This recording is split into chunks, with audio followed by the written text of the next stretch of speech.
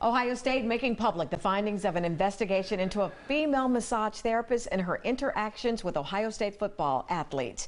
In some cases, her relationships with players were sexual, and she used social media to create relationships with those players. Thank you for joining us here, NBC4 at 5 o'clock. I'm Darlene Hill. And I'm Brad Johansson. Ohio State says that no athletes or staff members will be disciplined.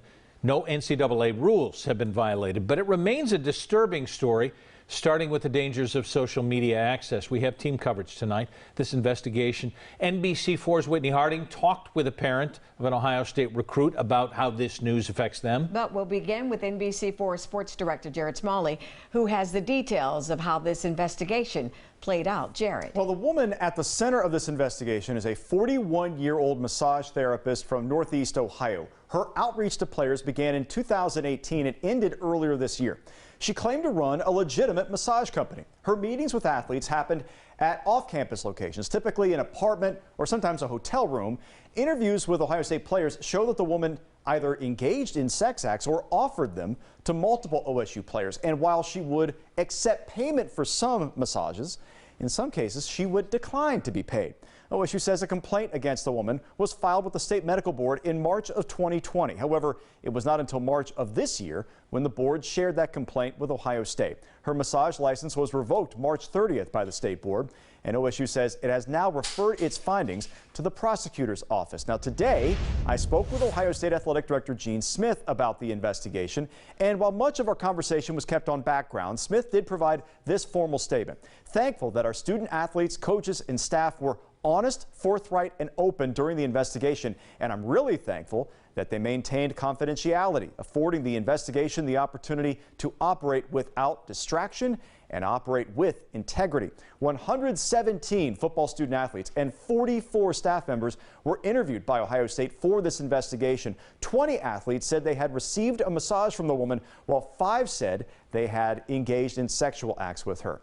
It's a bizarre story, and clearly one the athletes and their families are now processing. And our Whitney Harding spoke with the family of a Buckeye recruit today. Whitney? That's right, Jared. One of the top recruits in the nation for 2022, Marysville's Gabe Powers. One thing Gene Smith really emphasized in that conversation today was the hope that the university releasing this information about this investigation helps other schools with regards to teaching their athletes to be cautious in that social media space. And really, that isn't just limited to current college athletes or young people at the college level. It starts younger than that. Powers, like most athletes in this generation, has grown up in a social media world. That's where he communicates with friends.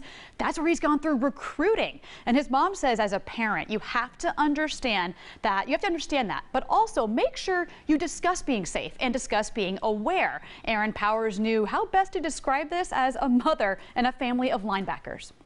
I hate to relate everything back to football, but we're a huge football family, so always be on the defense. You always have to be defensive and be smart, and when there's something that doesn't seem right, trust your gut and report it. Unfortunately, we live in a world that we have to think of the intent of what we're getting, and we can't assume that people always mean well. I think it's very responsible in their part to put it out there, even, just to show people, be careful what you're looking at and be careful who's texting you. So I think it's very responsible, shows a lot. I think it is a great learning opportunity to know that, we're not going to tolerate this.